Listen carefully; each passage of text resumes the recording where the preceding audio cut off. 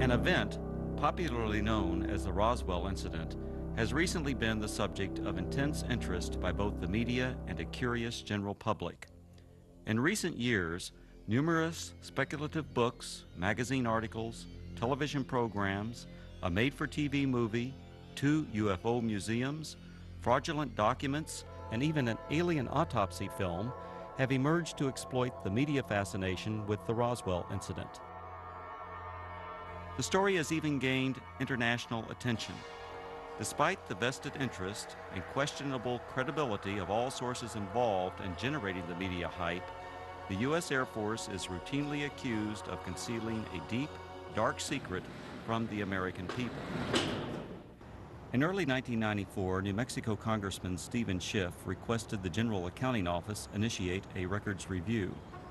The purpose of this review was to determine if the U.S. Air Force or any other U.S. government agency possessed information on an alleged crash near Roswell, New Mexico in July 1947 of an extraterrestrial vehicle and its alien crew. In response to the GAO probe, the Secretary of the Air Force directed a comprehensive search for records. The objective of this search was to tell the Congress and the American people what the Air Force knew about the 1947 Roswell claims. If the information was still classified, it was to be declassified. If active or former Air Force officials had signed non-disclosure agreements, they were to be released from these agreements. The resulting 800-page report was completed in July 1994. The report concluded that the predecessor to the U.S. Air Force, the U.S. Army Air Forces, did recover material near Roswell in July 1947. What was recovered was not the remains of an extraterrestrial spacecraft and its alien crew, but debris from a then classified Army Air Forces research project codenamed Mogul. Begun in 1946, Project Mogul was a top-secret attempt to acoustically detect suspected Soviet nuclear explosions and ballistic missile launches. The project was accorded the highest priority because it addressed the most important post-war national defense concern, development of an early warning system to prevent a devastating surprise attack. Mogul used an odd assortment of naval acoustical sensors, radar reflecting targets, nylon fibers, and other equipment carried aloft by a train of weather balloons extending over 600 feet. Claims that the U.S. Army Air Forces recovered a flying disc near Roswell in 1947 were based primarily on a misidentification of the radar targets, a standard element of weather equipment adapted for use on the long Mogul balloon train.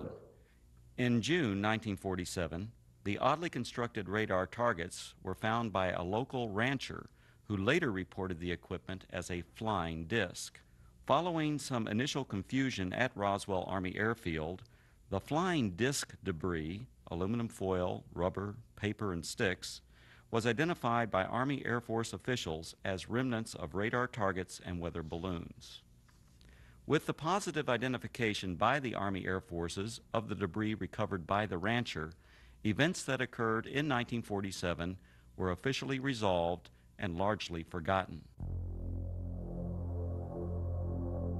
Initially, the Roswell incident consisted only of accounts of the recovery of a flying disc. In 1947, there were no claims of alien bodies associated with the Roswell incident.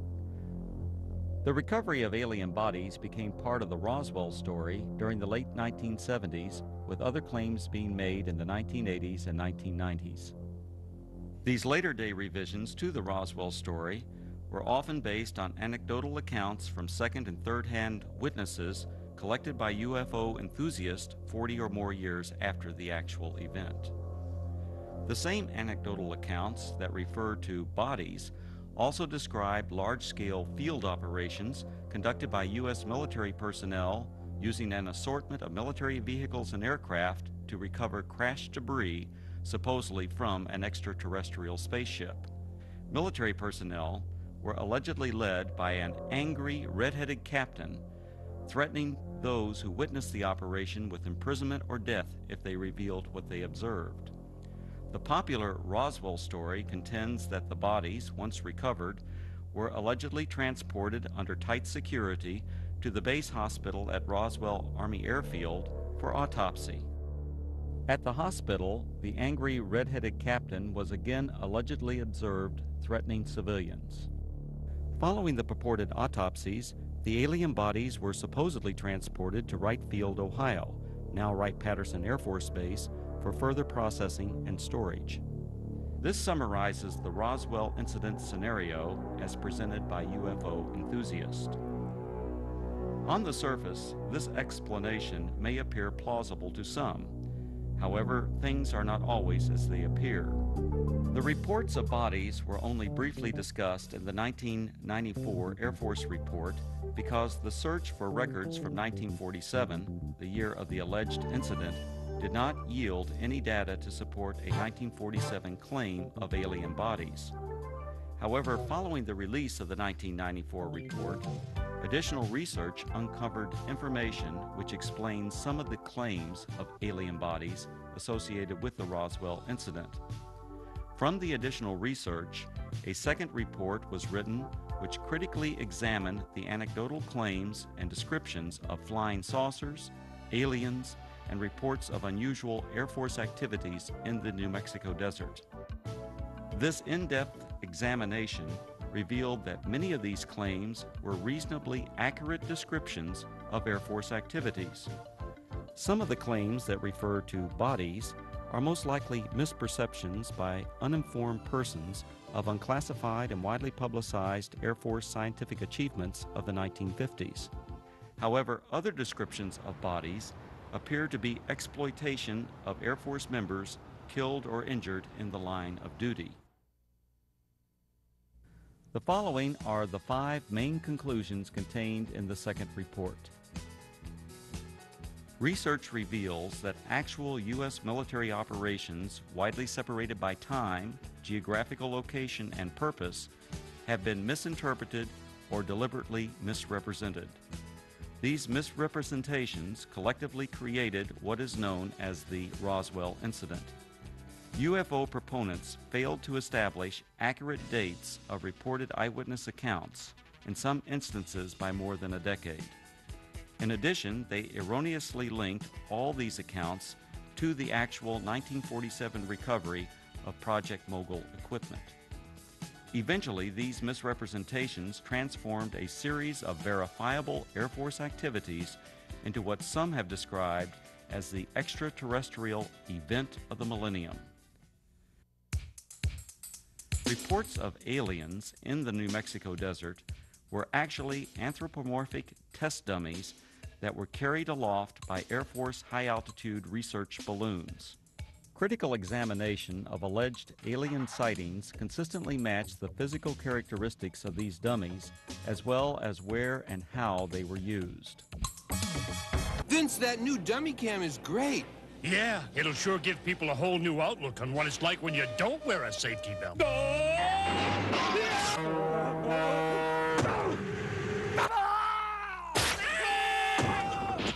I think they'll get the picture.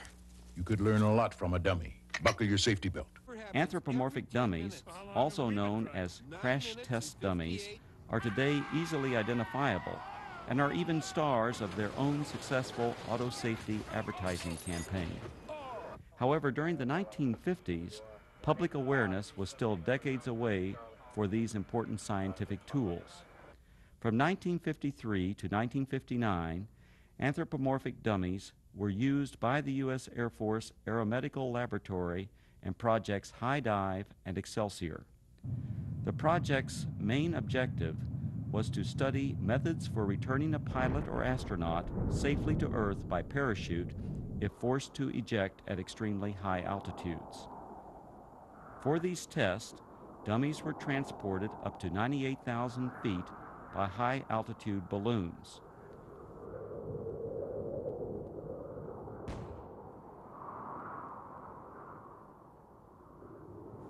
The dummies were released for a free-fall period, during which body movements and escape equipment performance were recorded by a variety of instruments.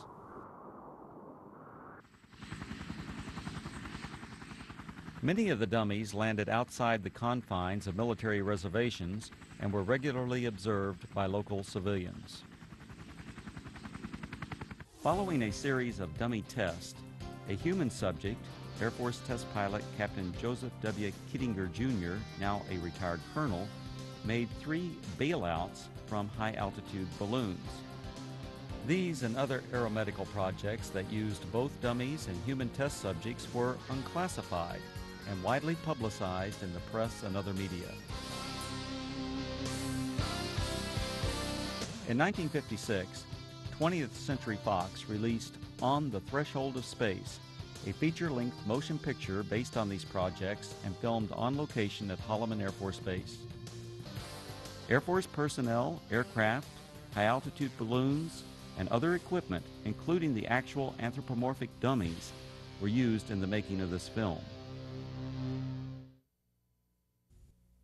The eyewitness reports of military units that always seemed to arrive shortly after the alleged crash of a flying saucer were actually accurate descriptions of Air Force personnel engaged in high-altitude balloon and anthropomorphic dummy recovery operations.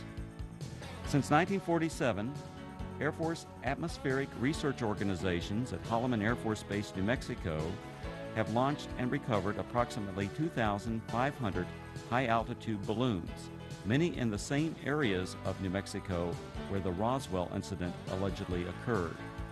Additionally, the equipment, vehicles, and procedures used by the Holloman Air Force Base Balloon Branch, the unit that conducted most of the launches, are the same as that described by the reputed witnesses who claimed they saw the recovery of the flying saucer and alien crew. These huge Air Force high-altitude balloons, launched by the Holloman Balloon Branch, carried aloft a wide range of sophisticated and, from most perspectives, odd-looking devices. Much of this equipment was experimental and represented, for that era, the latest in space-age technologies.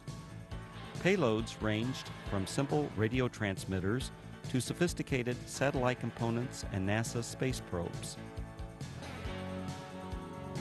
In fact, qualification trials for the NASA Voyager Mars and Viking space probes were flown by Air Force high-altitude balloons during the late 1960s and early 1970s.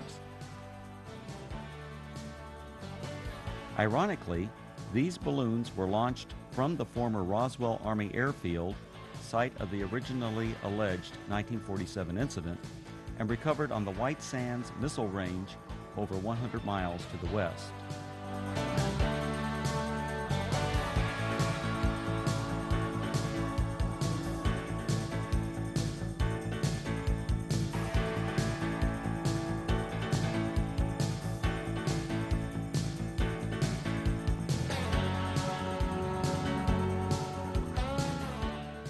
Recovering the balloon payloads was essential for accomplishing the scientific objectives of the high-altitude balloon program.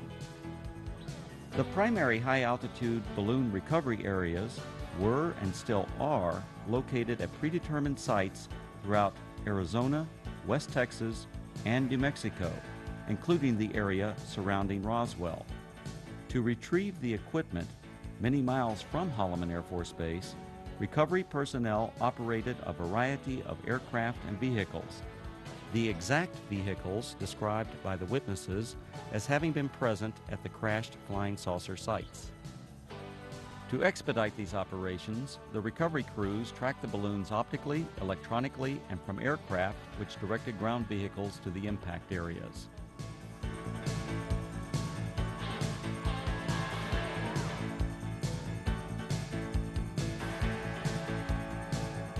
In several of the Roswell accounts, unsubstantiated allegations asserted that military personnel who retrieved equipment from rural areas of New Mexico intimidated and threatened civilians on the scene. On the contrary, Balloon Branch personnel enjoyed good relations with the local community and often solicited their assistance following a balloon or payload landing. In the course of their activities, recovery personnel rented or borrowed tractors, bulldozers, snowmobiles, and even pack mules from local residents. The payloads, parachutes, balloons, and circling chase aircraft often draw crowds of curious onlookers from the local community. In fact, so many civilians are often present at balloon or payload landing sites, the scenes were once described by balloon branch personnel as being like the circus coming to town. Here's what it looked like this afternoon, floating from east to west over town. It was way up there, all right, some 25 miles over our heads, the Air Force later told me. The giant helium-filled balloon eventually collapsed, falling to earth like 1,000 pounds of cellophane, landing on the Gila Indian Reservation southwest of Phoenix. A short while later, we spotted this, a large parachute, perhaps 100 feet across. Dangling beneath it was some sort of a silver box that made a rather hard landing. This is what had been attached to that balloon, we would later find out. There were no markings on it, no way at all of telling what it was. Then the Air Force pulled up. Excuse me, we don't mean to be too nosy, but about 1 million people in Phoenix are dying to know. What is it? What is it? Yeah. This is a scientific payload that was launched from Holloman Air Force Base in New Mexico. How far are we? About 400 miles? Okay, it went up to approximately 125,000 feet in the air, carried aloft by an 11 million cubic foot balloon. So there you have it, an Air Force experiment to gather information on gases in the upper atmosphere. Thank goodness it was one of ours. Len Clements, News Center 10. In addition to high-altitude balloons, the Holloman Balloon Branch also launched low-altitude tethered balloons. These tethered balloons may have inspired at least one account of an alien craft associated with the Roswell incident. In a popular book, the authors present a drawing of a crashed spaceship, allegedly given to them by an anonymous witness. When this drawing is compared to a photograph of an experimental tethered balloon flown at Holloman Air Force Base in March 1965, the similarities are undeniable.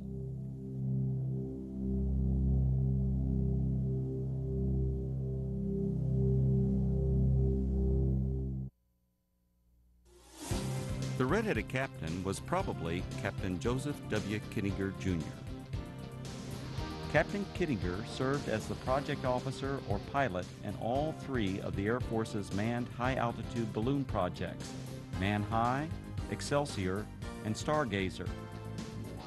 Captain Kittinger was present at many balloon and dummy launch and recovery sites throughout the southwest United States during the 1950s and early 1960s. However, other than the allegations made by UFO proponents, there is no evidence of any kind that Kittinger confronted or threatened civilians. Colonel Kittinger's achievements as an Air Force test pilot are legendary. He has the standing world record parachute jump from nearly 20 miles.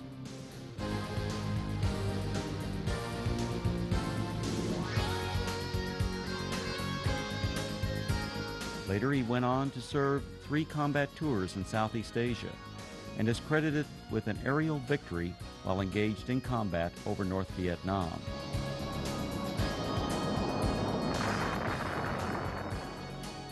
After over 480 combat missions, Colonel Kittinger was shot down over North Vietnam and spent 10 months as a prisoner of war in the infamous Hanoi Hilton before being repatriated in March 1973.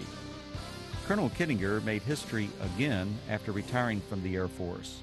In 1984, he accomplished the first solo crossing of the Atlantic by balloon. The final and most disturbing conclusion of the second Roswell report is the apparent exploitation of Air Force members killed or injured in the line of duty to perpetuate the alleged sightings of alien bodies.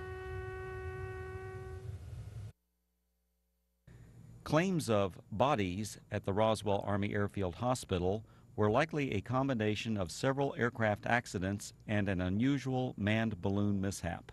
One aircraft accident occurred on June 26, 1956. 11 Air Force members died when their fully loaded KC-97 tanker aircraft experienced a propeller failure 4.5 minutes after takeoff. The crash site was approximately 9 miles south of the former Roswell Army Airfield, renamed Walker Air Force Base in 1948. The badly burned bodies of the 11 crewmen were identified and processed at the Walker Air Force Base Hospital. The alleged claims of bodies at the base hospital can be traced to a single witness whose descriptions closely matched the condition and the circumstances under which these victims were identified. Furthermore, claims of bodies attributed to specific Air Force personnel are unsubstantiated. Some of these individuals were not even present at Roswell Army Airfield in July 1947. The balloon mishap occurred during a low-level training mission for backup pilots in the Project Excelsior high-altitude manned balloon program. This unusual accident occurred approximately 10 miles northwest of Walker Air Force Base on May 21, 1959. One of the three crewmen, Captain Dan D. Fulgham, now a retired colonel, was injured during landing. Following the mishap, Captain Fulgham and the other balloon crew members were transported to the Walker Air Force Base Hospital via a chase helicopter that followed the training mission for emergency purposes. Upon arrival at the highly secure Strategic Air Command base, the balloon crew was met by armed Air Force security personnel who remained with the crew until their identities were confirmed. As the Excelsior project officer and instructor pilot for this mission, the red-headed Captain Kittinger accompanied the balloon crew to the hospital. At the Walker Air Force Base Hospital, Kittinger and Fulgham were apparently observed by individuals who later related this unusual incident. Elements of this actual event now appear to be part of the Roswell story. Captain Fulgham was treated for an injury that caused his head to swell beyond its normal size. The injury, described as a traumatic hematoma, was not serious. On a specially arranged flight several days after the accident, Fulgham returned to Wright-Patterson Air Force Base, Ohio, where he made a complete recovery. Fulgham went on to distinguish himself as a test parachutist and physiologist for the space program. He later flew F-4s in Southeast Asia, adding to his combat record as a fighter pilot during the Korean War. When critically examined, the Roswell incident is exposed as a conglomeration of many events, including aircraft accidents, that occurred over several decades. Misidentification of anthropomorphic dummies and experimental balloon-launched devices, combined with Air Force balloon operations portrayed as mysterious flying saucer and alien recovery teams, transformed verifiable events into what is now known as the Roswell incident. The U.S. Air Force and its predecessors have been the unsurpassed innovators in aerospace technology. Legendary Air Force leaders throughout this century have used technological advances to establish the U.S. Air Force as a premier military service.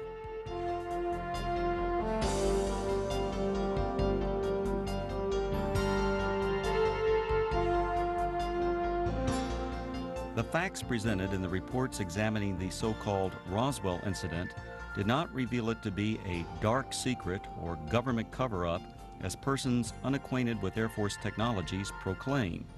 Instead, these studies identified a collection of events that exemplify the technological leadership, dedication to duty, and continuing noble sacrifices of the men and women of the United States Air Force.